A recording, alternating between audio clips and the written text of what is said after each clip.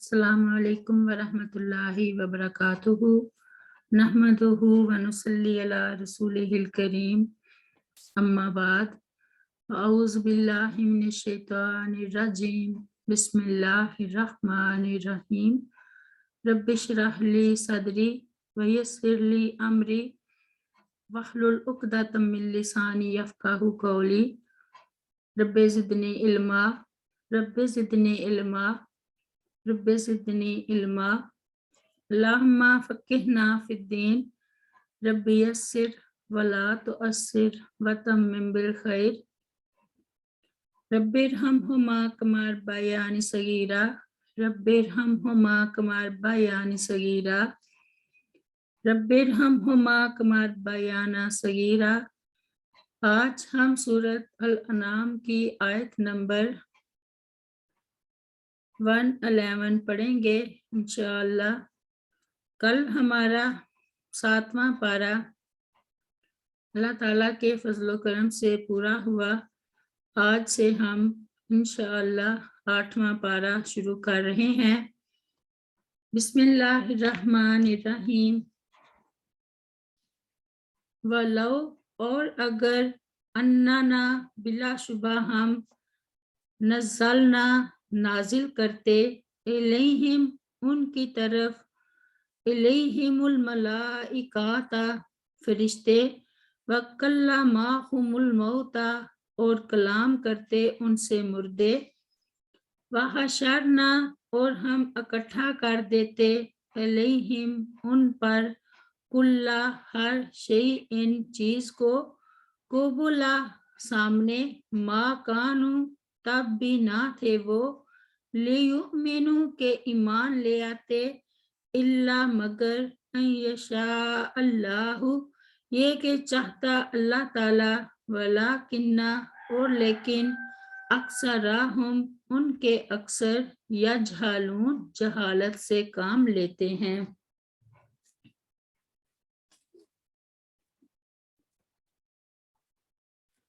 मुशरिकीन मक्का कसमें खा खा कर कहते थे कि अब जो भी हम निशानी मांगी है हमने, अगर वो आ गई तो हम ईमान ले आएंगे। इस आयत करीमा में अल्लाह ताला ने उनकी बड़ी ही शिद्दत के साथ तकज़ीब की है कि ये लोग एक निशानी की बात करते हैं, अगर हम उनके पास फरिश्ते भी भेज दें और कब्रों से मुर्दे उठकर उनसे बात भी करने लगें और उनके सामने दुनिया के तमाम हैवानात, नबातात और जमादात को बतौर निशानी जमा कर दें, तो भी ये लोग अपने तमर्द और सरकशी की वजह से ईमान नहीं लाएंगे। हाँ, अगर अल्लाह ताला चाहेगा तो ईमान ले आएंगे, लेकिन अक्सर लोग नादान हैं, जानते ही नहीं कि ईमान की दौलत अल्लाह ताला की माशियत से मिलती है, खिलाफे आदत निशानियों के ज़ुहूर से नहीं। वलो अन्ना नज़लना इलैहिमुल मलाइकाता, यानी अगर हम उनके तमाम मुतालबात पूरे कर दें, जैसे फरिश्तों को नाजिल करना और मुर्दों को कलाम करना वगैरह, तो फिर भी ये लोग ईमान नहीं लाएंगे। जैसा कि अल्लाह ताला ने कुरान करीम में इरशाद फरमाया, वक़ाल लज़ीना ला यरजूना लिकाअना लौला उन्ज़िला अलैनल मलाइकातु औ नरा रब्बना लक़द इस्तकबरू फी अनफुसिहिम व अतौ अतुवन कबीरा। सूरत अल फुरकान में, और उन लोगों ने कहा जो हमारी मुलाकात की उम्मीद नहीं रखते, हम पर फरिश्ते क्यों नहीं उतारे गए, या हम अपने रब को देखते, बिलाशुबा यकीनन वो अपने दिलों में बहुत बड़े बन गए और उन्होंने सरकशी इख्तियार की, बहुत बड़ी सरकशी। मा कानू लियुमिनु इल्ला अन यशा अल्लाहु, यानी हदायत से नवाजना अल्लाह ताला के इख्तियार में है, उनके अपने बस में नहीं है, اللہ تعالیٰ جسے چاہے ہدایت عطا فرمائے اور جسے چاہے گمراہ کر دے، وہ جو چاہے اسے کر گزرتا ہے، پھر اللہ تعالیٰ جو بھی کرتا ہے وہ اس کے علم و حکمت، اس کی قوت اور اس کے غلبہ و تسلط کے مطابق ہوتا ہے۔ یہ آیت اسی طرح ہے جیسا کہ اللہ تعالیٰ کا یہ فرمان ہے، ان الذین حقت علیہم کلمات ربک لا یؤمنون ولو جاءتہم کل آیات حتی یروا العذاب العلیم۔ سورہ یونس میں، بے شک وہ لوگ جن پر تیرے رب کی بات ثابت ہو چکی ہے وہ ایمان نہیں لائیں گے، خواہ ان کے پاس ہر نشانی آ جائے، یہاں تک کہ وہ دردناک عذاب دیکھ لیں۔ سیدنا عبداللہ بن مسعود رضی اللہ عنہ بیان کرتے ہیں کہ صادق و مصدوق رسول کریم صلی اللہ علیہ وسلم نے ہم سے فرمایا، بے شک تم میں سے ہر ایک کی پیدائش کی تیاری تمہاری ماں کے پیٹ میں 40 دن تک نطفہ کی صورت میں کی جاتی ہے، پھر وہ 40 دن جمے ہوئے خون کی شکل میں رہتا ہے،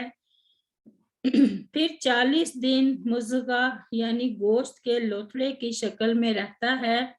پھر اللہ تعالیٰ اس کی طرف فرشتے کو بھیجتا ہے، وہ اس میں روح پھونکتا ہے اور اس کو 4 باتوں کا حکم دیتا ہے۔ ایک تو اس کی روزی لکھنا یعنی محتاج ہوگا یا مالدار،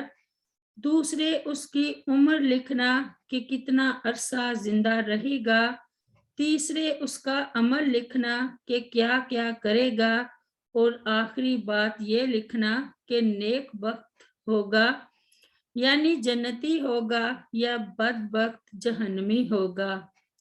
پس میں قسم کھاتا ہوں اس کی کہ جس کے سوا کوئی معبود نہیں،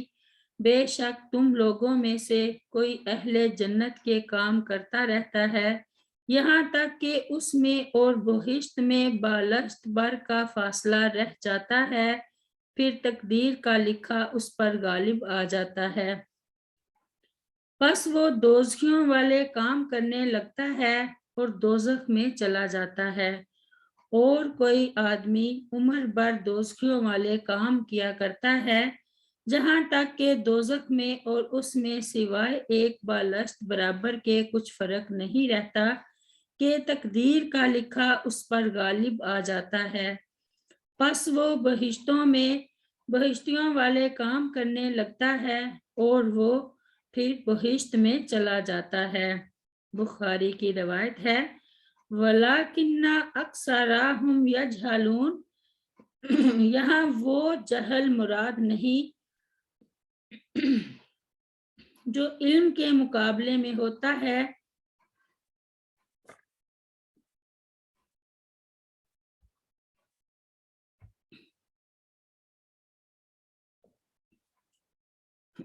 وَلَكِنَّ أَكْثَرَهُمْ يَجْهَلُونَ،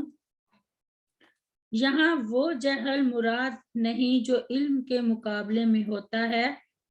بلکہ وہ جہل مراد ہے جو علم کے مقابلے میں ہوتا ہے، یعنی اکھڑ پن، تو بعض علم والے بھی ان میں شامل ہیں۔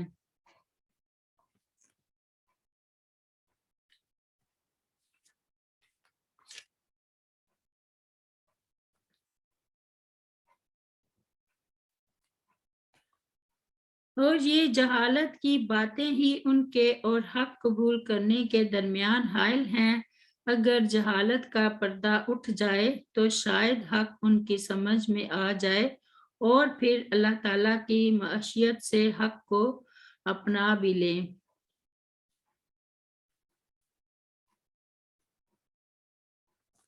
رب اغفر لی ولوالدی ولمن دخل بیتی مؤمنا وللمؤمنین والمؤمنات